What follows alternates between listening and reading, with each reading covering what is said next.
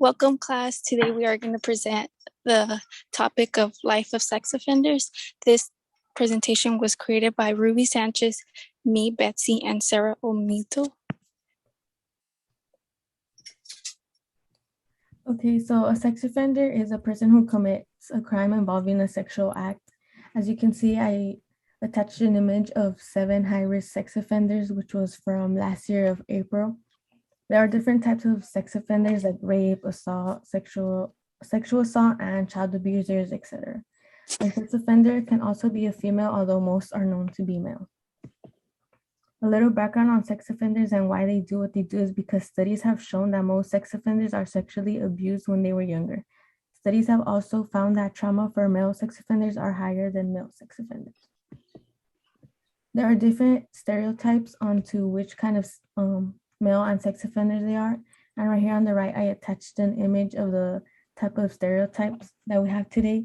So it says what the average male sex offender looks like on the news versus what the average female sex offender looks like on the news. Females are known to be caregivers, like mothers, which is why a lot of them are known to negotiate their sexual contacts that they come with. And there are also limited differences found between the two of female and male sex offenders.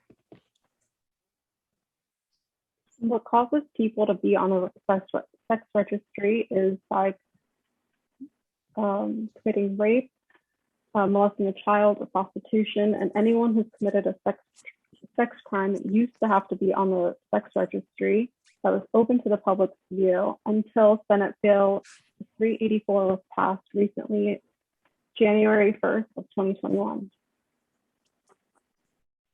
What the Senate Bill 384 means is that people who have committed sexual crimes are no longer required a lifetime sentencing like they used to.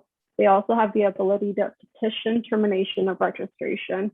And it's newly set up in a 3-tier system in California according to risk assessment levels and not actually being penalized for their offense. Tier 1 may require first-time offenders to register for at least 10 years.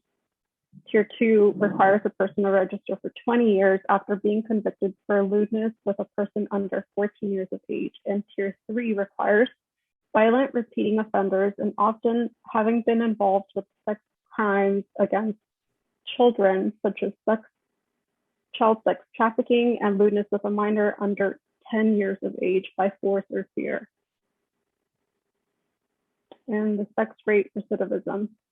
The reason why we have a sex offender registry was to alert the public of sex offenders living in the area after Megan's Law was passed in 1996, after a 7-year-old was raped and murdered by a 6-time sex offender. Some people are under the impression that being on the registry is causing them to reoffend, but it's because it's a constant reminder every time they do register. It's difficult to measure recidivism of a sexual crime due to the many victims not reporting the crime for a variety of reasons. Statistics show that 5 to 15% of offenders commit a similar crime within the first 5 years, and 10 to 25% the first 10 years. So it continues increasing as time goes on. So for the sex offenders restrictions, they are under supervision. They cannot participate on a holiday, which is Halloween, and they have restrictions on traveling. For under supervision, they have to report to the probation officer frequently, where they got a job, if it's a good job for them, or if they're required to work at that job place, where they're gonna move, if it's a